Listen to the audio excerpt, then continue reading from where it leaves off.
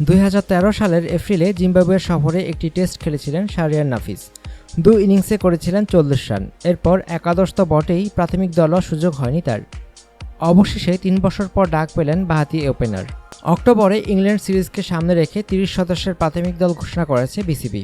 অধিকাংশই test, one day কিংবা টি-20তে গত 2 বছরে বাংলাদেশ দলের নিয়মিত মুখ। কেউ কেউ অবশ্য সেরা একাদশে সুযোগ না পেলেও ছিলেন প্রাথমিক স্কোয়াডে।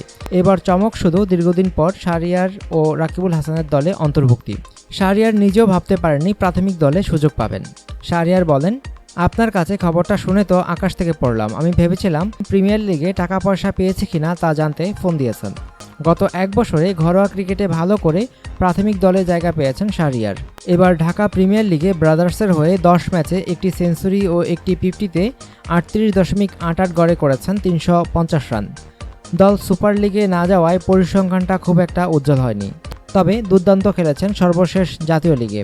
6 ম্যাচে 2 সেঞ্চুরি ও 4টি 50-তে 79.44 গড়ে করেছেন 715 রান, যেটি 2015-16 মৌসুমে সর্বোচ্চ।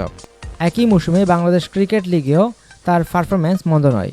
6 ম্যাচে 1 সেঞ্চুরি ও 3টি 50-তে 44.66 গড়ে রান 402। শাহরিয়ারের চেয়ে বড় চমক প্রাথমিক দলে রাকিবুলের সুযোগ পাওয়াটা। সর্বশেষ কবে ছিলেন বাংলাদেশ দলে মনে করতে পারলেন না তিনি নিজেও।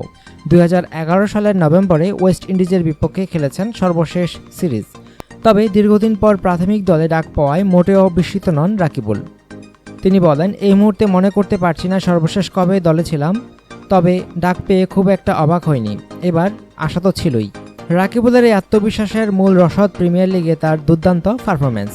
এবার ব্যাটসম্যানদের মধ্যে এতটাই প্রতিদ্বন্দ্বিতা ছিল, লিগের শেষ দিন নির্ধারিত হয়েছে কে হবেন সর্বোচ্চ রান সংগ্রাহক। এই প্রতিযোগিতায় বিজয়ের হাসি হেসেছেন রাকিবুলই।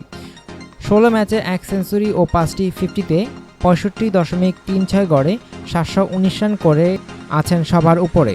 শুধু একদিনের ক্রিকেট নয়, বড় দুর্গের ক্রিকেটেও ধারাবাহিকভাবে ভালো খেলেছেন রাকিবুল।